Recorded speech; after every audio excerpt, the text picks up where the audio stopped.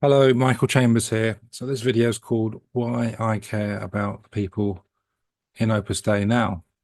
And you may think, um, that's a strange thing for somebody to say who is wanting to sue Opus Dei and wanting to sue Catholic dioceses and bishops for not supervising Opus Dei and warning me and others of the dangers before we joined. But it's really important um, because ultimately I am doing this for the people that I left behind. And before you become too cynical, I'll just ask you for a few minutes of your time to hear me out. If you're a member or you're in Opus Dei or connected with Opus Dei as well. Um, so I joined when I was 23, so not the youngest person, and I was to join, and I was a numerary, so I wasn't the most heavily worked person either. Assistant numeraries worked much harder, and I was in for 9 years. And so there are many people who are in much longer than me. So I had a psychologically very fragile background, and so some ways the experience of Opus Dei hurt me more because of that. But I don't say that my experience of Opus Dei was the worst of anybody's. But because of that, because it wasn't the worst, and because of the work I've done, I managed to get through it as well as the other stuff in my life. When I left, I was very angry, because I had been deceived. I had been deceived by the people who got me into Opus Dei at the beginning, into thinking that I had to stay, otherwise I would be damned to hell. And that is the case for almost everybody who joins. Joins is not really the word, but everyone who commits. And so I felt very hurt by the betrayal, by the deception. Um, and that had a big impact on my relationships. I didn't trust people. It was difficult for me to get close to people. It was difficult before even because of other issues, but now I had a 9 year hole in my life as well. And, I missed out on a lot of real life experience because if you're not free, your life experience is very, very limited. You're not living your own life. You're living the life of a system. So, and most people who are not in a cult or not in a controlling environment are maturing or having positive experiences and moving on with their lives. But if you're stuck in an organization that imprisons you, you're not free to mature. So, and I didn't really understand that actually. I just thought I'll get better quite quickly with a bit of therapy, whatever.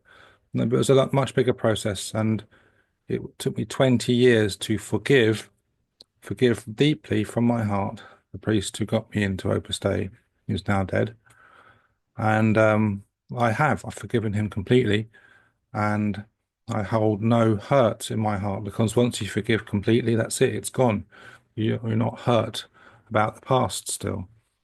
Um, and it's a wonderful experience to be free of that. I'm still angry sometimes, but that's situational anger, frustrated with technology or with injustice that I see here and there, but not about my own hurt, my past hurt. That's gone. It's gone, and it's wonderful. But you know what?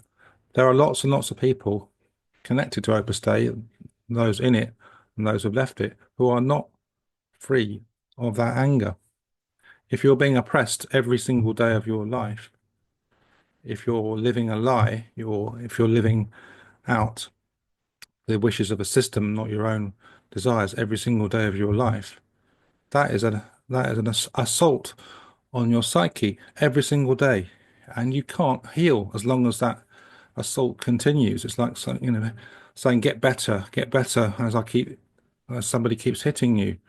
You can't. You have to remove yourself from the situation before you can even start to get better. And if that experience has been decades long for some people, and for assistant numeraries, physically absolutely exhausting, and an extra level of torment that I haven't experienced, then that's going to be a much really big thing.